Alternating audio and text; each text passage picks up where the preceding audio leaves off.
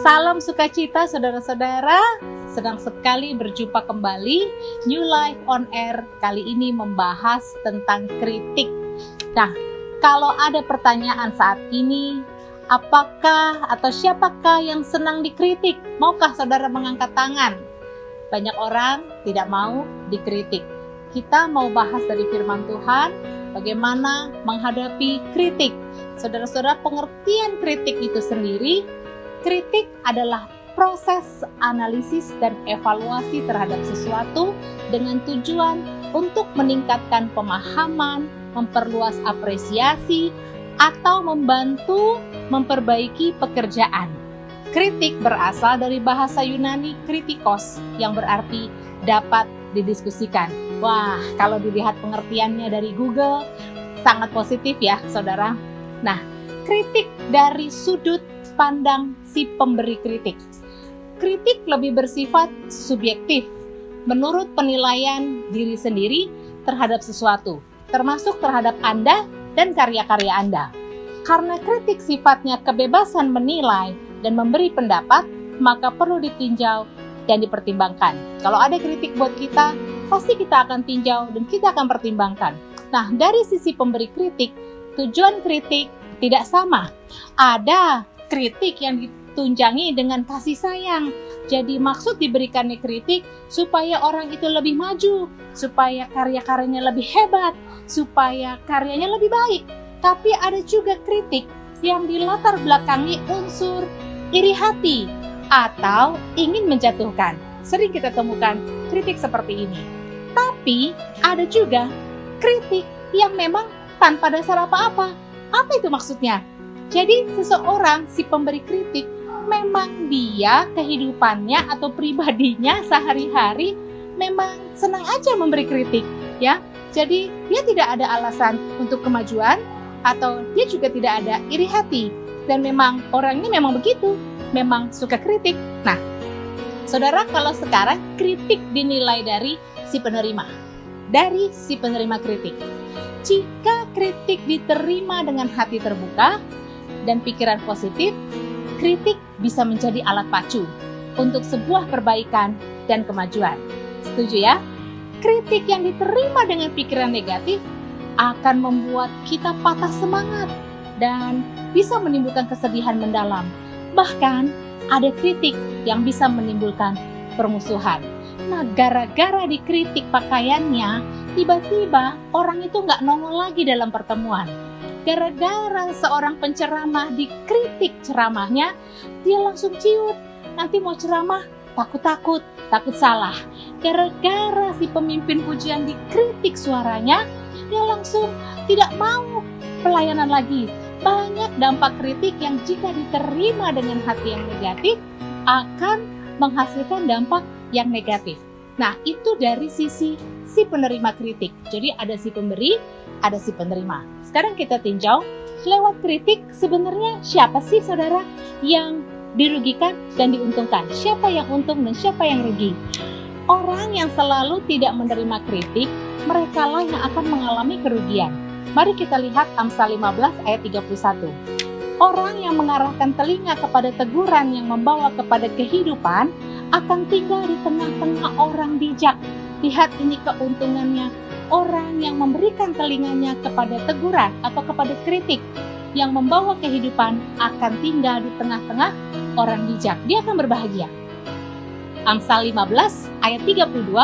Siapa mengabaikan didikan, membuang dirinya sendiri. Tetapi siapa mendengarkan teguran, memperoleh akal budi. Sekali lagi, si penerima kritik dia yang diuntungkan. Jadi si pemberi dia tidak untung, tidak rugi. Tetapi si penerima dia menentukan kualitas atau gunanya sebuah kritik. Tapi herannya saudara-saudara, kritik yang prinsipnya berguna untuk si penerima, bukan untuk pemberi. Kadang-kadang kalau ada si pemberi kritik yang kritiknya tidak diterima, wah dia bisa marah. Itu anehnya. Banyak orang yang bermasalah dan menjadi marah ketika kritiknya tidak diterima. Lalu dia bahkan bisa menjadi jahat. Nah saudara, mari saya mau ajak. Kritik itu kita belajar bisa menjadi pertentangan seperti kita belajar dari Nehemia. Mari kita buka Nehemia 6 ayat 1-16. Tentang pembangunan tembok diselesaikan, usaha-usaha membunuh Nehemia. Ketika Sanbalat dan Tobia dan Geshem orang Arab itu dan musuh-musuh kami yang lain mendengar bahwa aku telah selesai membangun kembali tembok sehingga tidak ada lagi lubang, walaupun sampai waktu itu di pintu-pintu gerbang belum kupasang pintunya, maka Sanbalat dan Geshem mengutus orang kepadaku dengan pesan, mari kita mengadakan pertemuan bersama di Kefirim, di lembah Ono. Tetapi mereka berniat mencelakakan aku. Lalu aku mengirim utusan kepada mereka dengan balasan, aku telah melakukan satu pekerjaan yang besar, aku tidak bisa datang. Untuk apa pekerjaan ini terhenti oleh sebab aku meninggalkannya dan pergi kepada kamu. Sampai 4 kali mereka mengirim pesan semacam itu kepadaku dan setiap kali aku berikan jawaban yang sama kepada mereka. Jadi ini kisah tentang Nehemia yang sedang membangun tembok Yerusalem, lalu ada musuh-musuhnya yang tidak ingin hal itu diselesaikan. Jadi dengan segala cara, musuh-musuhnya ini memberi surat undangan untuk pertemuan dengan harapan Nehemia tinggalkan pekerjaannya sehingga pekerjaannya tidak selesai. Apa respon Nehemia? Dia sampai 4 kali membalas dengan jawaban yang sama, aku tidak bisa datang. Nah, kita baca selanjutnya saudara, ayat 5. Lalu dengan cara yang sama untuk kelima kalinya Sanbalat mengirim seorang anak buahnya kepadaku yang membawa surat yang terbuka. Dalam surat itu tertulis, ada desas-desus di antara bangsa-bangsa dari Gashimu membenarkannya bahwa engkau dan orang-orang Yahudi berniat untuk memberontak dan oleh sebab itu membangun kembali tembok. Lagi pula menurut kabar itu engkau mau menjadi raja mereka. Bahkan engkau telah menunjuk nabi-nabi yang harus memberitakan tentang dirimu di Yerusalem. Demikian, ada seorang raja di Yehuda. Sekarang berita seperti itu akan didengar raja. Oleh sebab itu, mari kita sama-sama berunding. Tetapi aku mengirim orang kepadanya dengan balasan, hal seperti yang kau sebut itu tidak pernah ada. Itu isapan jempolmu belaka. Kembali Nehemia diganggu lagi, dibilang ada rumors ya, ada isu bahwa Nehemia ini punya motivasi ingin menjadi raja dan dia ingin mendapat penghormatan ya. Lalu Nehemia menjawab, tidak ada seperti itu hanya isapan jempol. Berikutnya ayat 9. Karena mereka semua mau menakut-nakutkan kami, pikirnya mereka akan membiarkan pekerjaan itu sehingga tak dapat diselesaikan. Tetapi aku justru berusaha sekuat tenaga, kata Nehemia. Ketika aku pergi ke rumah Semaya bin Delaya bin Mehetabil, sebab ia berhalangan datang, berkatalah ia, biarlah kita bertemu di rumah Allah di dalam bait suci dan mengunci pintu-pintunya karena ada orang yang mau datang membunuh engkau. Ya, malam ini mereka mau datang membunuh engkau. Nehemia diancam bahwa dia akan dibunuh. Jadi dia diminta datang bertemu di rumah Allah di bait suci. Tetapi Nehemia menjawab ayat 11, tetapi kataku, orang manakah seperti aku ini yang akan melarikan diri? Orang manakah seperti aku ini dapat memasuki bait suci dan tinggal hidup? Aku tidak pergi. Karena aku ketahui benar bahwa Allah tidak mengutus dia. Ia mengucapkan nubuat itu terhadap aku karena disuap Tobia dan Sanbalat. Untuk ini ia disuap, supaya aku menjadi takut, lalu berbuat demikian sehingga aku berdosa. Dengan demikian mereka mempunyai kesempatan untuk membusukkan namaku sehingga dapat mencela aku. Ya Allahku, ingatlah bagaimana Tobia dan Sanbalat masing-masing telah bertindak, pun tindakan Nabiah, Noaja dan nabi-nabi yang lain yang mau menakut-nakutkan aku. Maka selesailah tembok itu pada tanggal 25 bulan Elul dalam waktu 52 hari. Ketika semua musuh kami mendengar hal itu, perhatikan ini saudara, takutlah semua bangsa sekeliling kami. Mereka sangat kehilangan muka dan menjadi sadar bahwa pekerjaan itu dilaksanakan dengan bantuan Allah kami. Mari belajar dari Nehemia. Yang pertama, saya dan saudara, kita diciptakan oleh Tuhan secara unik, setiap kita punya tugas untuk mengerjakan tugas penting di bumi ini. Dan tugasnya itu pasti spesifik, saudara. Setiap orang punya panggilan Tuhan.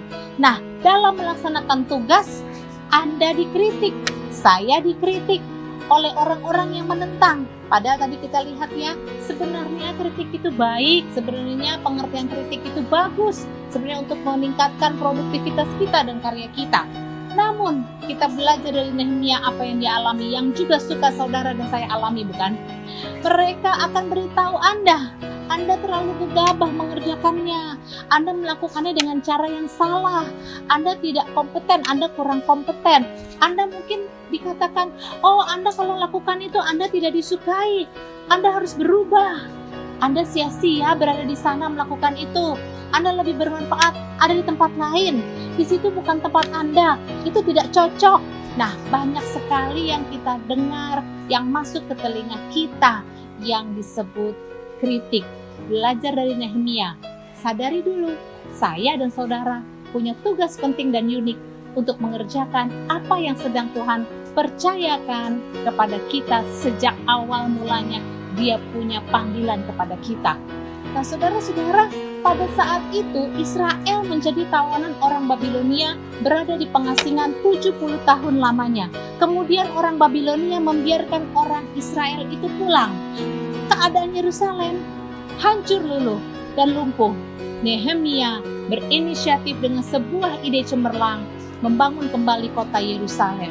Dia akan membangun tembok Yerusalem untuk melindunginya, untuk kenyamanan dan keamanan orang-orang Israel. Dia membangun tembok Yerusalem. Apakah yang sedang sekarang saya dan saudara bangun? Sebuah Yerusalem, tembok Yerusalem kita, tembok untuk kenyamanan orang-orang yang kita kasihi, orang-orang yang kita layani. Mungkin tembok untuk keluarga kita lindungi keluarga kita dari segala ketidaknyamanan. Nah, saudara, setiap kesempatan itu datang dengan pertentangan. Setiap panggilan saudara tidak datang dengan mulus, semua datang dengan pertentangan. Musuh Israel di ayat 1, namanya Sanballat dan Tobia dan Geshem, dan musuh-musuh lainnya. Ia tidak ingin melihat Yerusalem dipertahankan. Ia terus mengecoh dan mengacaukan Nehemia. Mereka mencoba dengan segala macam hal untuk menghentikan Nehemia membangun kembali tembok Yerusalem. Bisa saja itu hari ini adalah tembok Yerusalem, artinya keluarga kita.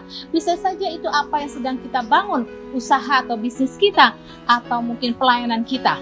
Ketika Sanballat dan Tobia dan Geshem tahu bahwa tembok Yerusalem sudah mulai selesai, walaupun pintu-pintu gerbangnya belum jadi, belum dipasang oleh Nehemia, mereka itu mengutus orang-orang untuk terus mengundang, mengajak Nehemia mengalihkan perhatiannya. Yang berikutnya, mereka mencoba mengejek, mereka mencoba meremehkan, mereka mencoba bikin gosip, bikin rumor bahwa Nehemia ini punya motivasi yang tidak baik. Pernahkah saudara alami? Mungkin hari ini saudara sedang alami, saudara sedang mengerjakan sesuatu yang baik, saudara sedang mengerjakan sesuatu yang besar, saudara sedang melakukan sesuatu yang Tuhan ingin saudara bangun, tapi saudara mengalami tuduhan, saudara mengalami kritik, saudara mengalami hal-hal yang mengganggu, saudara mengalami pertentangan bahkan dari orang-orang terdekat saudara. Saudara telah membangun sekian lama, tetapi kemudian banyak yang menentang, bahkan ada ancaman seperti Nehemia diancam membunuh. Ketika ada yang berhasil, mereka mencoba memperlambatnya dengan berbagai cara demi menghancurkan sesuatu yang sedang dibangun menjadi tempat paling aman bagi setiap individu, mungkin juga bagi anggota keluarga. Ada saja yang mengancam. Dan ternyata saudara-saudara, kalau kita lihat selidik demi selidik, ketika Semaya bilang kepada Nehemia bahwa engkau akan dibunuh, Semaya ternyata menerima uang suap dari dua musuh Nehemia. Karena diketahui benar bahwa Allah tidak mengutus dia, ia mengucapkan nubuat itu terhadap aku, kata Nehemia, karena disuap Tobia dan Sanballat. Ayat 12 mengatakannya. Nah, saudara-saudara, seringkali yang kita alami, orang-orang yang terlalu berani mengecoh apa yang sedang kita bangun, di balik itu ada uang yang menyogoknya, ada uang yang diterimanya, atau ada uang latar belakangnya. Nah, saudara, apa yang kita harus lakukan? Yang kedua, saudara-saudara, kalau yang pertama tadi, sadari bahwa saya dan saudara punya panggilan, punya tugas unik mengerjakan sesuatu di muka bumi. Yang kedua, jangan biarkan diri tertekan oleh kritikan, karena setiap pekerjaan yang baik pasti ada orang yang akan mengacaukan dan melemahkan dan mengkritik. Menghadapi kritik, apa yang harus dilakukan?